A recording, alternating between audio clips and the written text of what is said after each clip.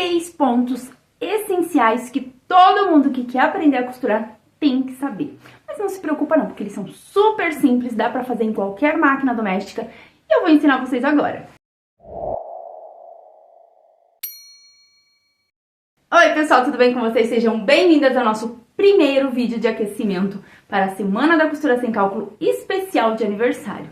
Isso mesmo, gente, a Semana da Costura Sem Cálculo está de volta. Pra quem não sabe ou pra quem não me conhece, meu nome é Poliane Santos e a Semana da Costura Sem Cálculo é um evento online 100% gratuito, onde você aprende a fazer sua modelagem, cortar e costurar uma peça de forma simples, sem nenhuma matemática. É isso mesmo que você ouviu. É possível fazer modelagem, simplificar a nossa vida e fazer os nossos moldes sob medida, sem ter que tirar medida. Parece estranho, né? Mas é isso mesmo. Então, se você quer aprender, se você tem dificuldade com modelagem, se você é iniciante na costura, clica no link. Se você tá aqui no YouTube, ó, clica no link da descrição.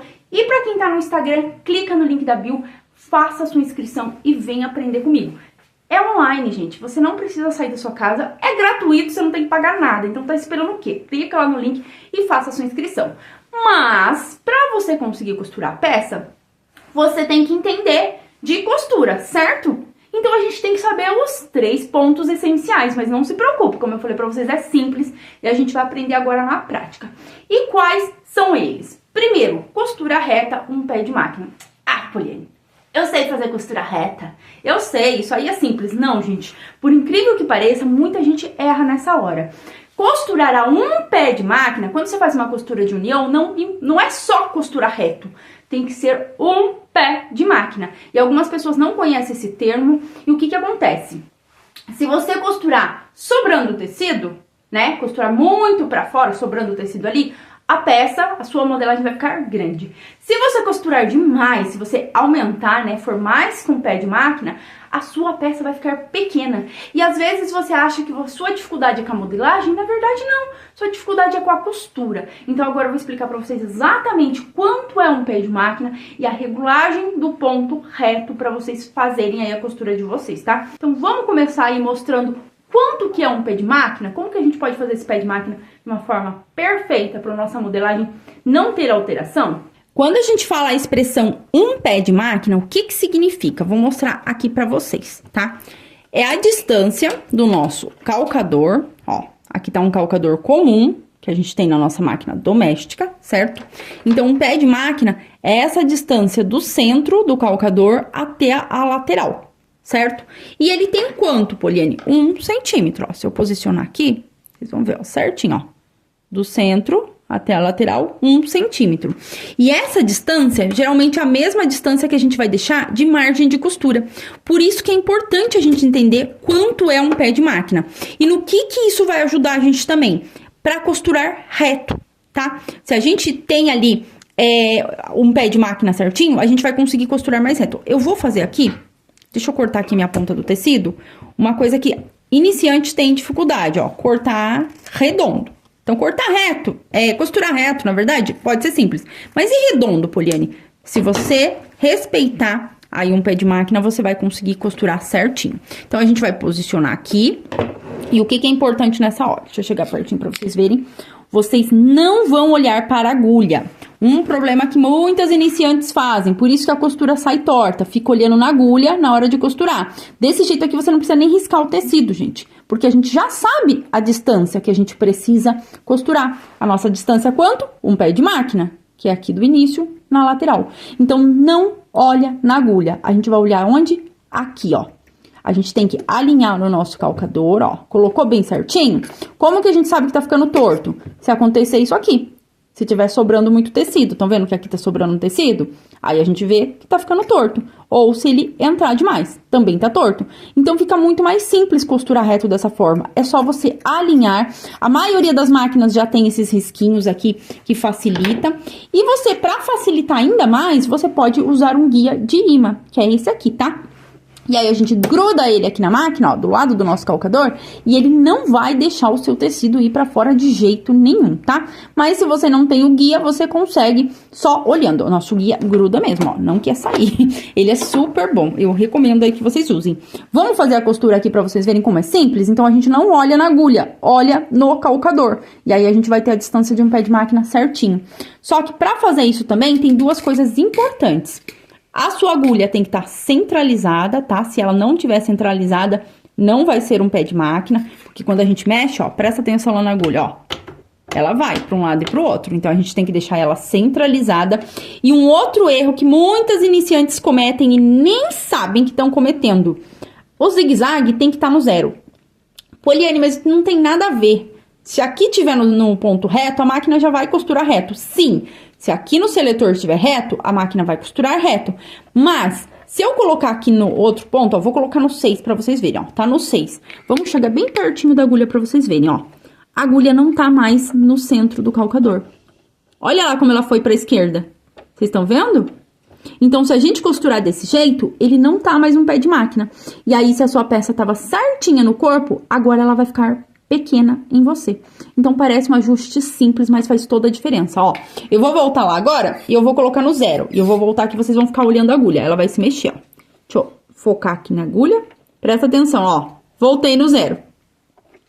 6, 0. Vocês viram a diferença, gente? Então, prestem atenção nesse detalhe. Além de ela estar no reto, ó, o zigue-zague dela também tem que estar no 0. Senão, não vai dar certo. Fez a regulagem, já sabe o que é um pé de máquina, agora é só costurar. Então, olha no calcador. Deixa eu focar aqui certinho, vamos começar a nossa costura. Aqui na parte reta, vai ser simples, mas quando você tiver que fazer acabamentos arredondados, cavas, golas, o gancho de uma calça, isso aqui vai ajudar e muito, tá? Então, agora a gente vai olhando aqui. Não olhem na agulha, gente, vai junto comigo, todo mundo olhando na lateral do calcador. Quando você olha no calcador, é mais fácil de você deixar alinhado. Ó, aqui a gente vai começar a arredondar. Então, o que a gente vai fazer? O tecido começou a sumir, a gente vai começar a virar ele. Ó, continua certinho. O tecido de baixo tá soltando, puxa ele aqui. Continua olhando no calcador, não olhem na agulha. Eu sei que é uma tentação olhar na agulha, mas olhem no calcador. Pronto, finalizei. E agora eu vou mostrar pra vocês como a costura ficou retinha. Olha, gente, que bonitinha. Tanto a parte reta como a parte curva ficou perfeita a um pé de máquina.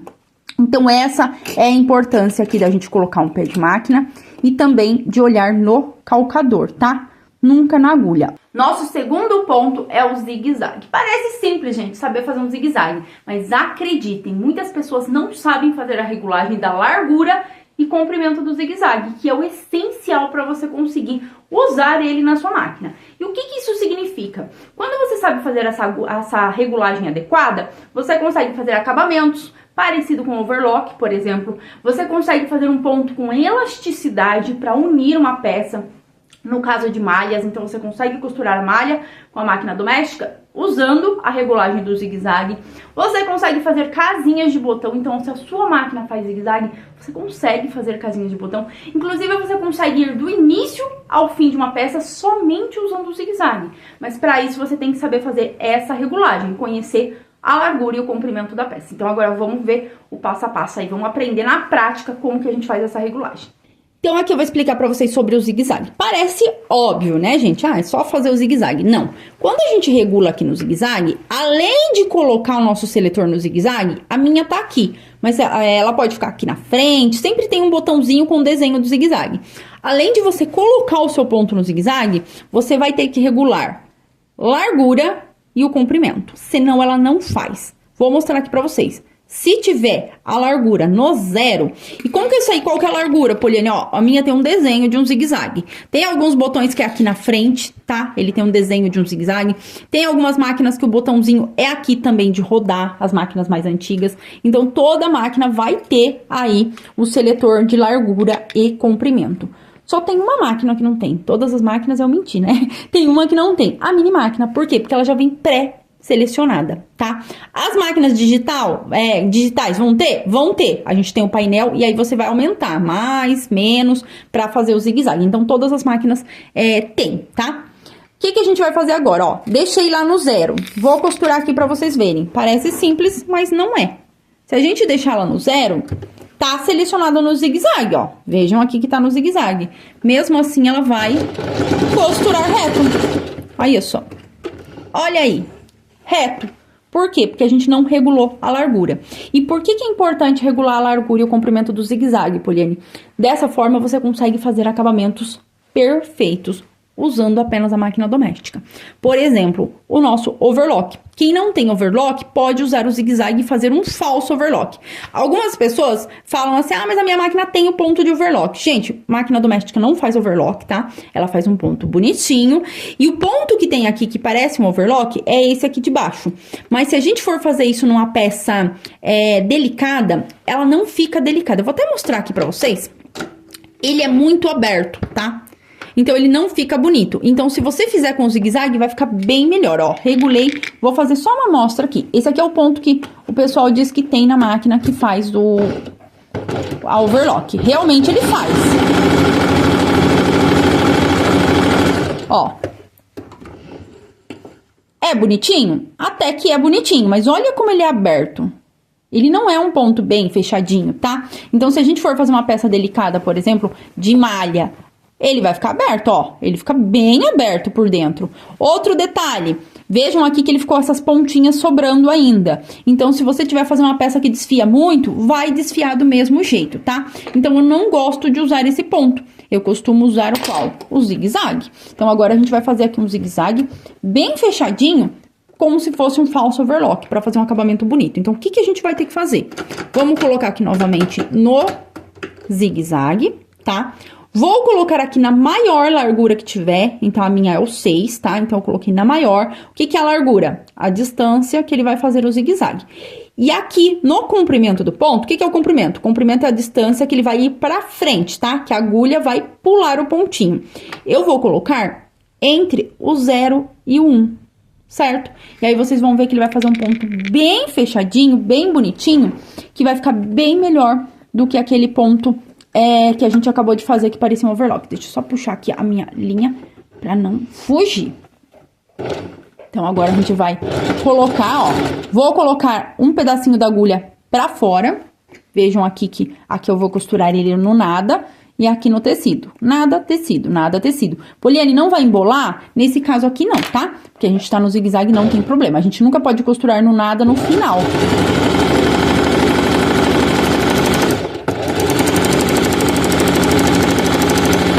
Fiz um pedacinho aqui pra vocês verem. Olha como ele fica bem fechadinho. Se vocês tiverem o calcador de falso overlock, fica melhor ainda. Olha aqui onde eu costurei só no tecido. Como não ficou muito bonito e ele desfiou. Olha aqui quando eu peguei nada e tecido. Nada e tecido. Ele fica bem mais fechadinho do que esse ponto, gente.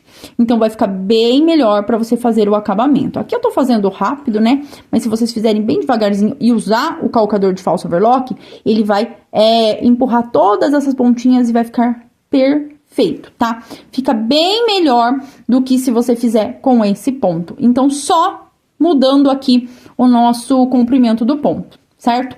Poliane, então se eu não mudar o comprimento, ele não vai fazer isso? Não, não vai, ó. Vou fazer aqui na beiradinha de novo e eu vou deixar aqui no 3. Vocês vão ver como que vai ficar diferente. Ó, vou fazer em todos os números pra vocês verem, tá? Só pra vocês verem a diferença, ó. 4, e aí eu vou falando em que número que ele tá. Ó, aqui ele tá no 4. Olha como a agulha pula longe os pontinhos. Tá fazendo um zigue-zague, mas tá bem longe. Então, desse jeito não dá um acabamento bonito.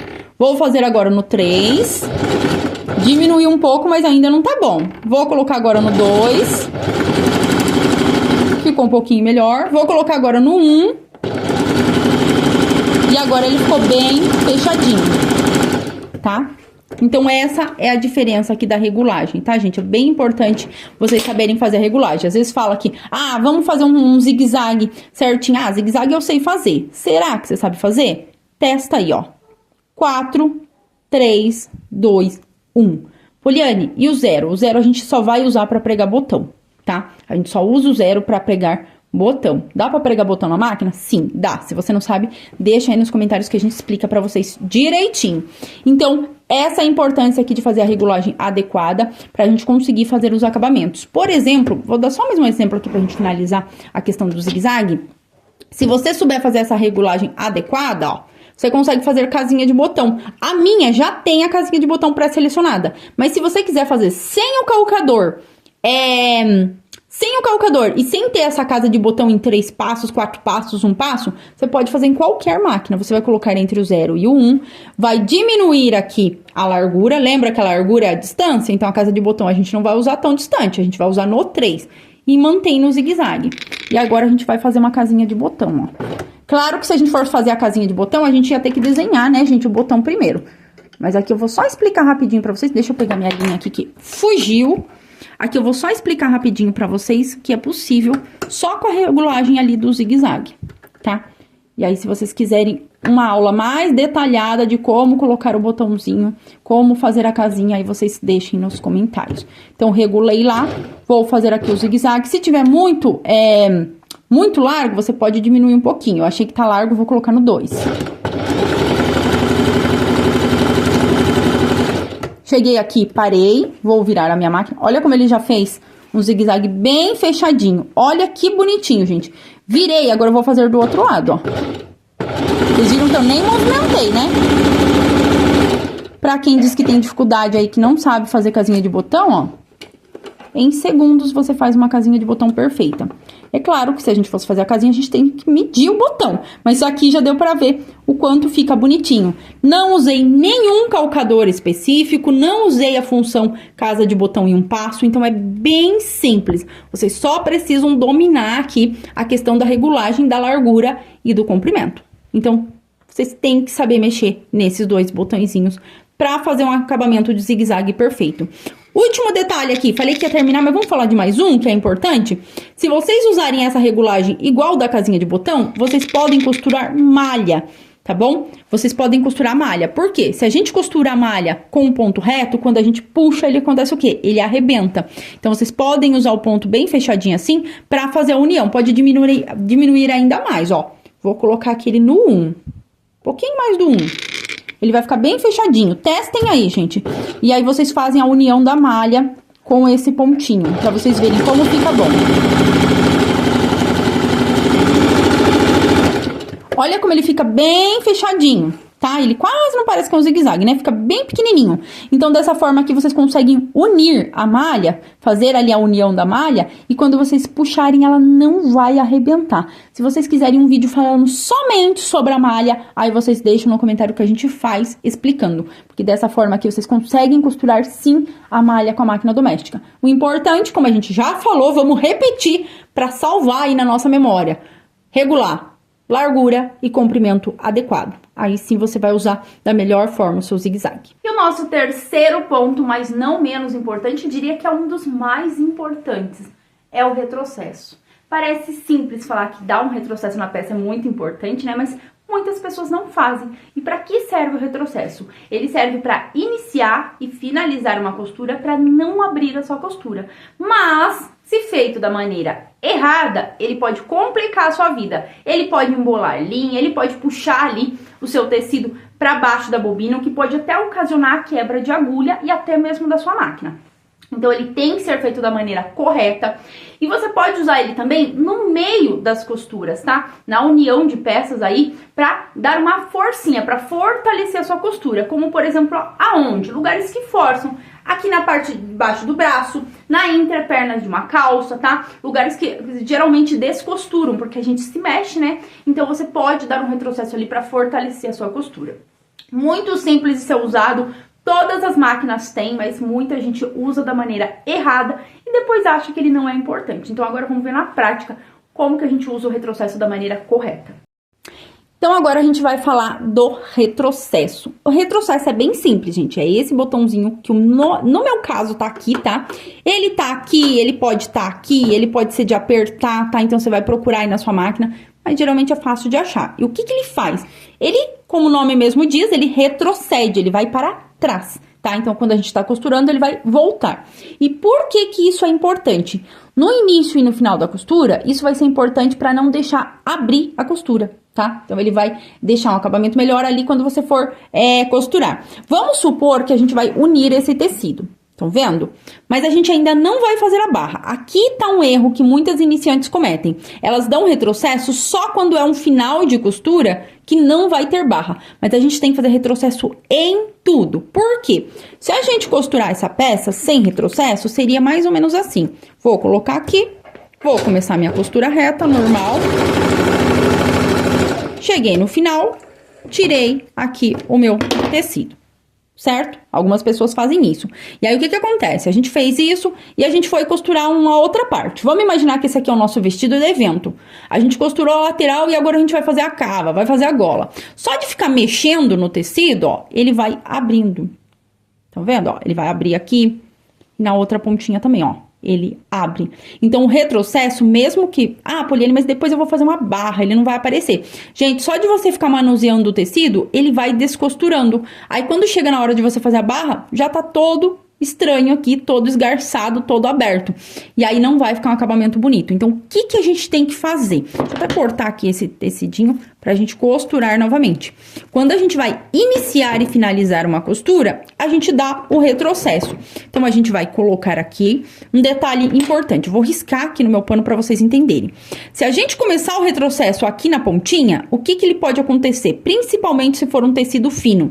Ele pode empurrar, a agulha pode empurrar o seu tecido e ele entrar aqui embaixo, nessa abertura da caixa da bobina, embolar tudo e aí acabar até rasgando o seu tecido. Conta aí pra mim nos comentários, já aconteceu com você de embolar o seu tecido, entrar aqui, aí você tentar tirar, puxar e acabar rasgando? Acontece, gente. E como a gente vai fazer uma peça de festa, vai ser um tecido fino, né? Eu imagino que vocês queiram também fazer com tecido mais fino, delicado. A gente não quer que isso aconteça.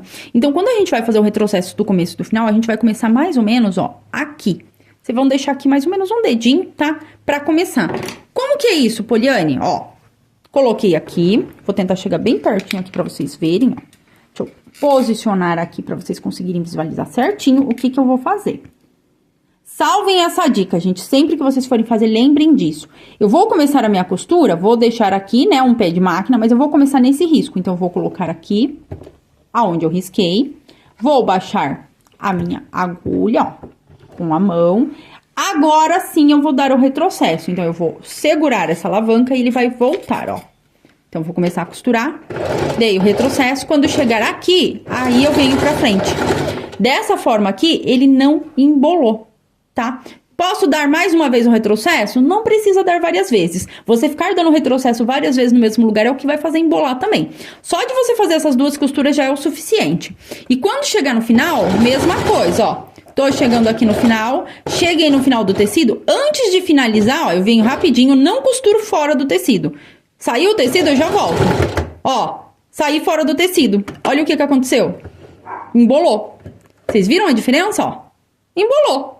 O mesmo tecido que aqui foi super bem, aqui embolou. Por que que ele embolou? Agora ele travou tudo, ó. Ele trava.